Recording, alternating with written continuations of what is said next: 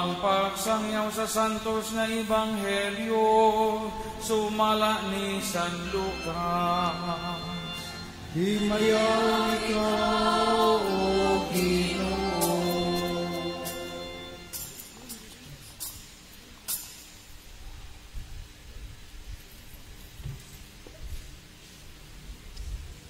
Unya may usa ka tawo dito sa pundok nga miingon kang Hesus, magtutudlo sultihi ang akong igsuon nga bahinan unta ako niya sa katigayunan nga gibilin kanamo sa among amahan. Si Hesus mitubag kaniya, undo, kinsa may naghatag kanako katungod sa paghusay o pagbahin sa katigayunan tali kaninyong duha. Og mipadayon siya pagsulti kanilang tanan, pagbantay kamo og likay ninyo ang bisan unsang matang sa kahakog, kay ang tinuod nga kinabuhi sa tao wala diha sa mga butang nga iyang gihuptan, bisan unsa pa siya kadato. Kuna misugilon si Hesus kanila niining sambingayan, dihay usa ka dato nga may yuta nga maayog abot, na malandong siya, wala na ko'y kabutangan sa tanan kong abot, samay akong buhaton. Kini mo ang akong buhaton, miingon siya sa iyang kaugalingon. Gubuon ko ang akong kamalik, ug magtukod ako og labi pang dako, din akong tigumon unya ang abot ug ang uban kong mga kabtangan. Unya mo ingon ako sa akong kaugalingon, pagkapalaran nimo undo, anaan kanimo ang tanang mga butang nga imong gikinahanglan alang sa daghang katuigan. Pagpahayahay na lang, kaon, inom o paglipay. Apan ang Dios miingon kanya, uy buang, nini gayong gabi una ikaw mamatay. Unya kinsa may makapanag-iya ni iya ng tanang butang nga imong gitigom alang sa imong kaugalingon. Ug mitapos si Hesus pag-ingon, mao kini ang mahitabo kanila nga magtigom og mga bahandi alang lamang sa ilang kaugalingon, apan dili dato atubangan sa Dios. Ang ebanghelyo sa Ginoo. Daigom ikaw, O Kristo. Palihog manglingkod.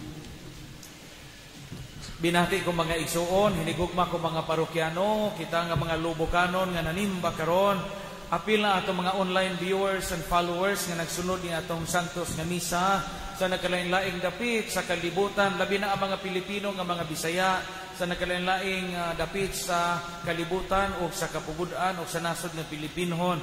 Kaninyong tanan, good morning. O niya, happy priest day. Adlaw ron sa mga pare, no, mga pare nga dayosisan. Pakpaki po ninyo ang mga pare.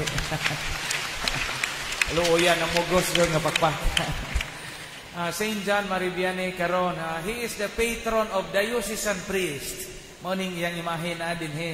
San Juan Mari Vianney, patron of diocesan priest. Parihan namo pada balakid o mga pari nga nangalagad sa mga parokya. Tulukibon kaayo ang mga pagbasa karong Domingo mga igsoon. Kasabot mo magsay tulukibon? Na may mo itag di matukib akong gibati. Sa may tulukibon, mga tiguan, worth pondering. Kana bang kinahanglan nimong hinuktukan, mo na tulukibon. Ngano man, naghisgot kini sa usa ka mahinungdanong butang, nga og di na to blikayan, og di kita magbantay ni ini, mo ni makapanudnod nato sa kalautan. Unsa man kini, kining gisgutan sa mga pagbasa karon, kining gitawag og kahakog. Kahakog. Ang ikaduhang pagbasa nagpahinumdom nato nga patyan ninyo ang kahakog, ingon dinhi, kay ang kahakog usa ka paagi sa pagsimba sa Dios. Una sa ebanghelyo karon, ingon ang atong Ginoong Hesukristo, pagbantay kamo og likayin ninyo ang bisan unsang matang sa kahakog. Unya ang unang pagbasa nagpahinumdom po nato nga ang tanan way hinungdan, ang tanan natong gihaguan way kapuslanan. Kahakog. Ang puti pasabutan ni dili nang hakog nga kanakusog mo kaon, kanang ni way busganan. di mo pasabot ani. Sa in English kanang gitawag og greed. Sa Visayan language and terminologies, naman guni mga variants. Kaning hakog manggod kay murag it's more of a general term.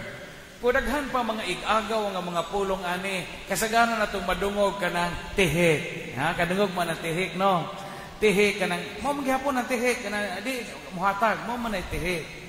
Nakadungog po magpulong nga inot. Kadungog mo ng inot? Ah, very good. Mga tiguang na jud mo parehas ta. Inot manin tawhana. Kadungog magpulong nga hunit. Di ba na yung hunit? Yung hunito ni tawhana ka ng hunit mo gihapon ka na murag gayaan pod mo tono. Hunit. Naapod sa mga tiguang ani kanang sinakuan. Kadungog man ang sinakuan. From the word sinako meaning mo ayaw ka. Did-ani mo. Sinakuan. Tihik magyapon na. Naapoy muduga pay unas.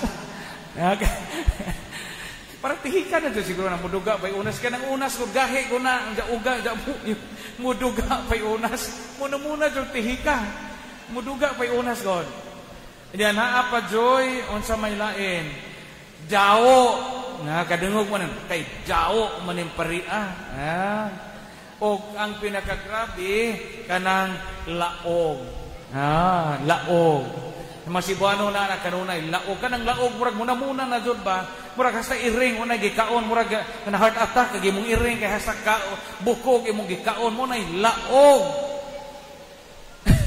daghana da no tihik inot hunit sinakuan muduga pay unas unya jao laog hakog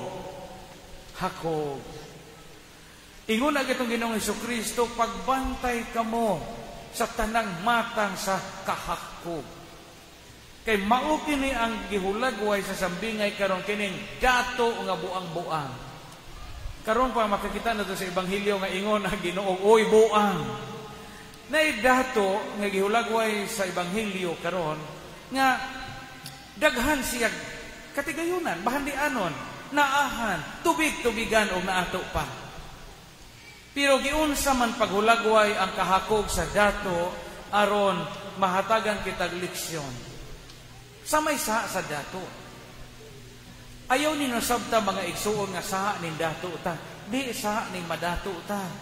Mo kamo padazon mo pagadato ha kamo mga dato dinhi. Wa mo yon ang Ginoo nga ang mga dato dautan dili. Importante ang pagpaningkamot nga muuswag ta. Tanan ba di pong pobre malangit? Di man po tanan pobre buutan. Kadaghang pobre kawatag manok. Daghang pobre kawatan og pitsay. Daghang pobre kawatan og lansang. Pero unsa may sa dato nga karon giingnan man sa Ginoo, hoy buang. Primero, ang dato gatigom og bahandi para sa isang kaugalingon lamang. Kinsa ba ninyo daghang tinigom ani? Kisay daghang tinigom, damo yung hands up kay mahadlok og bayloan sa pare. Mo man ni nahitabo sa dato karon, ya, kamantay mo sa istorya sa dato, kay istorya sa kaugalingon. Daghana naman kog abot. Yun, ahong gubo ni hong kamalig, magtukod kog labi pang dako nga kamalig aron akong tigumon. Tigumon ako akong abot ug ang tanan akong kabtangan para sa akong kaugmaon.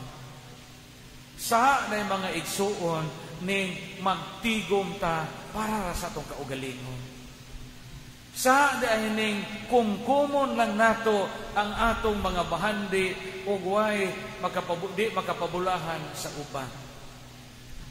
Nakahuna-huna ba ako niini kay katulaging akong giwali na nino sa vlog. Ako og momisa kog mga baryo sa una, ato ko karon. Kana bitaw na daghang offer, ako man ang pilian. Og di ko moangay ibutang no sa kusina sa kumbento kana mga kandi bitaw moangay pero kana moangay ko taguan sa kwarto.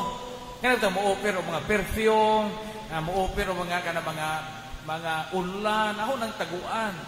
Kay kana ko magtigom-tigom sa bag-o pa kumpare. Natigmisa man ko sa Bingag Dawis, anang hinagdanan kay bitaw na kapilya diha kada Domingo sa una sa dito po sa Tagbilaran. Giopiran ko kinadak-an kaadto nga ubi nga kinampay ka ng bayulit, murag nego. Bago ko no tong pinanlin. Akong gitaguan sa akong kwarto kahit ipagamang ice cream. Kaya lami ang makakinampay man, agubang mga offer nga di kaadso ko ganahan, gibutang sa kusina sa katedral. Wala ko maghuna-huna, kaya daghama mo pagka-opare. Sa kagabi, gatuon ko, gilok akong dunggan. So, hinturok mo nag-ubi. Hinturok, ag-ubi, katay sa tiil-tiil sa akong katre, hingabot sa akong dunggan, ang turok. Motong diyan na hong gibadbad, gihatag sa kusinira, diyan mo na po'y unon. Kaya ganabit ang ubi mo, turok mo na sa guay juta, no? Napidyapi naman sa suod. Pakpak, purma ka aso ang pakpak. Pero diyan mo na'y unon. So gayaw-yaw ako sinira, tihi ka, mo kaparia ka, di makamuhatag o ubi, di manurok.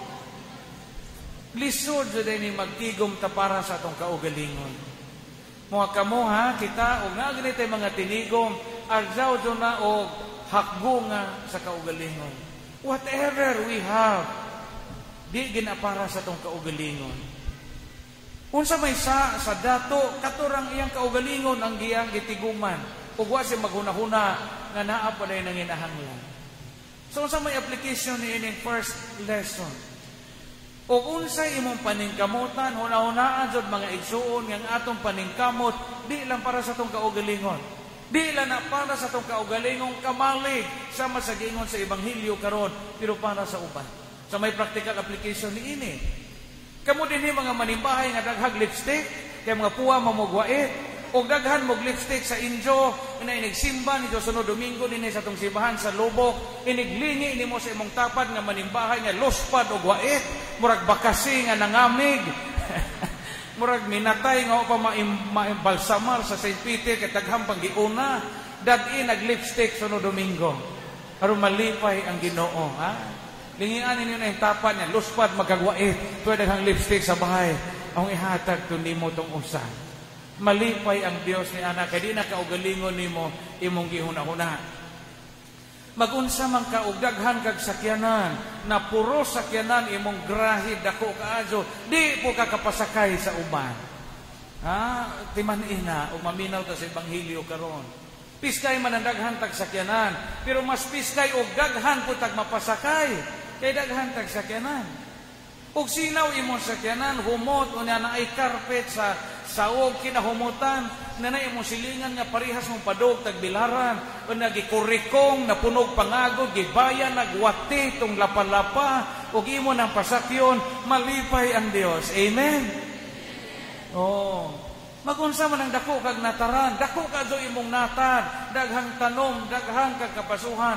Nya kisa may namudo sa imong natad, mga iro ra pong dakog baba nga anda mo paak atong moanha kay mga manaygon. Ayaw gipaghuna-huna para sa imong kaugalingon kay di mo angay ang Dios ni ana. Ikaduha o katapusan, ngano ang tao giingnan sa Ginoo huy buang. Primero, katigom siya sa iyang kaugalingon para sa iyang kaugalingon lamang. Ikaduha, ang gihuna-huna sa tao kining gitawag o pagpahayahan. Ingon din ang tao, undo, naananimo ang tanan. Isang giingnan, isang kaugalingon ba? Mura kita sa ingon nga, Padre Agilio, orang nga na ba? Sisara pag-istorya sa kaugalingon. Agilio, naanakanimo ang tanang butang. Kaon, inom o paglipay. Ingon na Ginoo, buang mamatay ka karong gabi.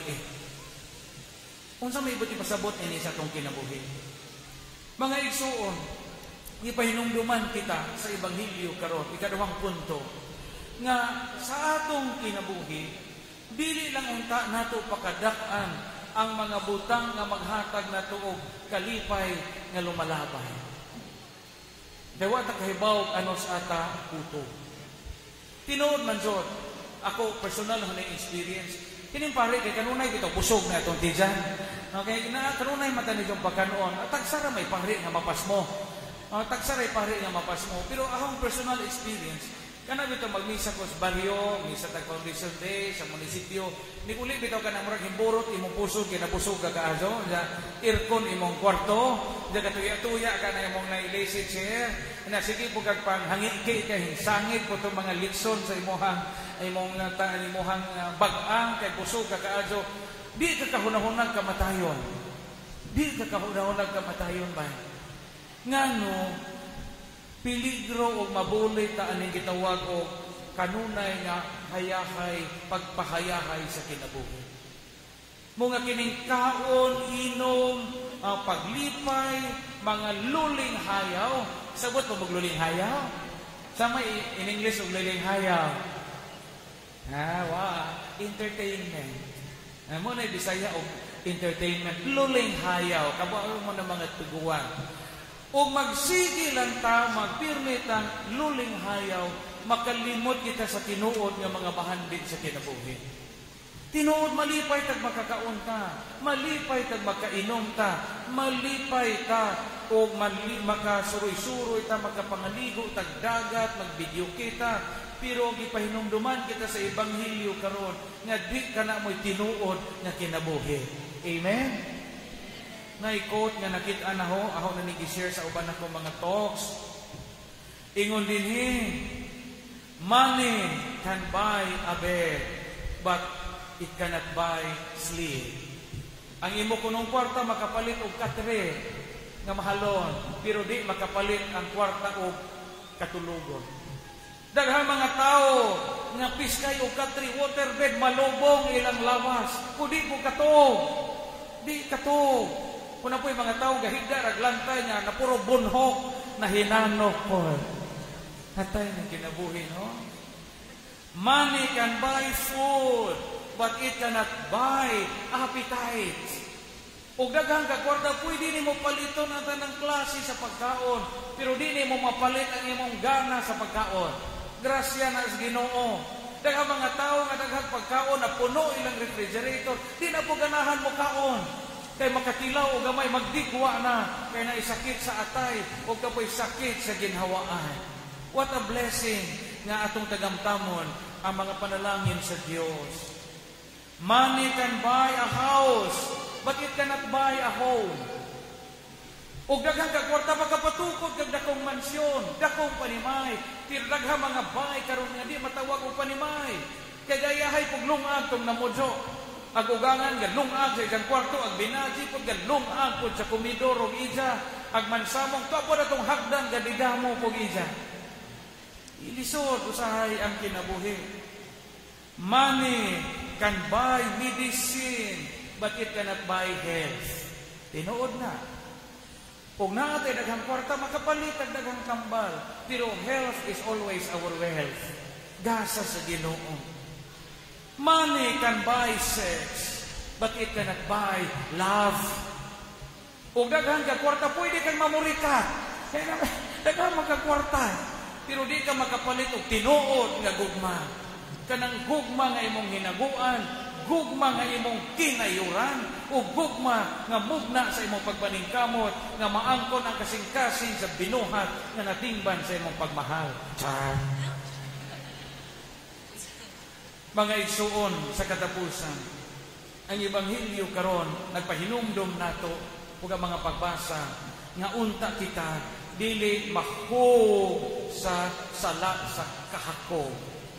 Unya asa man dapita makita ang kahakog sa tao ug maminaw ta sa Ebanghelyo karon kung magtigom na ka para sa imong kaugalingon ug ang imo rang kaugalingon ang imong gihunahuna ug ikaduhang matan sa kahakog kana puro na lang kaon inom og luling hayaw ang atong pakadak-an ug dili ang mga butang nga makapadato nato atubangan sa Dios. Hinaot nga di ta mahog sa sala sa kahakog uban sa grasya o kaluoy sa Ginoo. Amen. Daygon ang Dios ato sa hatagan sa masipang pakpak.